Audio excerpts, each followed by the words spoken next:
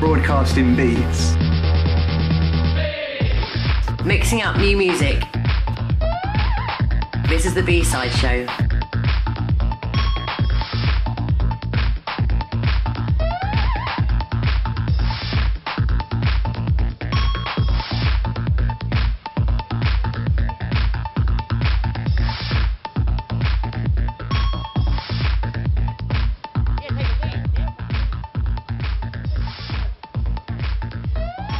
You're listening to the B-Side Project at BPM 2012, and on the hot seat now we have Tony Prince, the president of DMC. Hi Yvette, nice to be with you. How's it going? It's going really well, It's, I wouldn't say it's tiring, but you know, 6 hours on the radio is pretty epic. It's all changed, hasn't it? I mean, in the old days, if I had to come to a radio studio, it'd be all soundproof. We don't seem to care about that anymore. No, and it's nice to get a bit of the outside and atmosphere, especially in an event like this. But the microphones are quite targeted, and the music goes straight through to the stream anyway. So tell us what you're doing here at the BPM. Well, we've been here from day one with BPM. We used to go to Plaza, and Plaza got very sniffy about DJs. They preferred club managers and club owners, and we were all a little bit miffed off with the attitude of Plazas, who were pretty well anti-DJs, you know. So when the lads from BPM said they were going to start this, DMC got behind them. We've helped them to promote it. We put events on for them here every year. I've been in a few seminars, giving lectures and so on. So we just wish them very well, and it's nice to see it growing in this climate. It is indeed, and it goes to show that electronic music is still a growing industry. I mean, I do education for young kids. I work with Access to Music and Aston Live, and it's all about promoting the fact that the UKTI does back electronic music or music as a whole. It's a brilliant export, isn't it? It's fantastic. But what's particularly great about this, as you can see today, you've got lots of mobile DJs who've been around for years. You've got kids coming here. Tomorrow you've got all the students and school kids who get in free, which I think is a great thing to do, because we've got to encourage the next generation to take us all forward. Do you know, I think his name was Jack, the world's youngest DJ. He's actually in the Guinness Book of Records. He was walking past. I thought it was his dad that was a DJ, but he had his T-shirt on. And he's a Guinness World Record holder, 12 years old, plays out dubstep and drum and bass. Wow, I've seen one or two on the internet, you know, who are like 4 years old. You know, the dads get them in front of the decks, and they have fun with the turntables. It's all very healthy. How do you think, obviously being in the position you're in, it's gone now with the, you know, obviously the scratching situation and the fact that the DMC Championships, how it's gone from turntables to CDJs and then digital? Well, of course, we moved the goalposts for DMC when we saw the writing on the wall that, you know, computers and technology was coming our way. It was very controversial at the time, but as we stand today, we've got 3 events. We've got the Battle for World Supremacy, which is a head-to-head, 1 minute knockout, till we get to the final. And that is vinyl only. We only allow them to use vinyl in that event. Then we've got the Team Championships, which was the first event where we allowed them to use sampling devices, computers, Traktor, Serato, whatever they wanted, really, the teams. The problem we always had at DMC in deciding to do this was the staging of such an event technically is very difficult, and your audience is watching the stage, and they don't want to stand there for hours on end watching engineers change different equipment, and that's what we face every year, trying to be smooth and quick. So now we have 3 or 4 setups to make it speedier. Then we have the World DJ Championships, and we're allowing Serato in there. They're our sponsors, along with Rain, and Sennheiser are very strong with us. So yeah, it's all going very well. We had a full house last week at the World Finals at the HMV Forum in Kentish Town, a 2-day DJ festival, and we were very pleased. We had 1,500 people on the last night. It's absolutely packed, and it wasn't just 1,500 people, it was 1,500 fans. You looked out in that audience, you've got young kids, 18 plus, because it was a licensed venue, but you've also got like 30-odd-year-olds who've been following it for years and really love the art of DJing. So yeah, we were very pleased. And also this year we started the online DJ Championship, which allows any equipment whatsoever because the DJs film themselves. That's amazing. So it's growing year on year. I want to ask you, how did you start it? And also I heard the other day, DMC, never thought of it before. What does it stand for? I'd never heard what it was standing for before. It's disco something, isn't it? It originally was called the Disco Mix Club. and it was a DJ-only record club where we remix records. We were the first company in the world to, you know, put DJs into remixing. It all began, I was a radio DJ just like you. I was on a radio station called Radio Luxembourg for 16 years.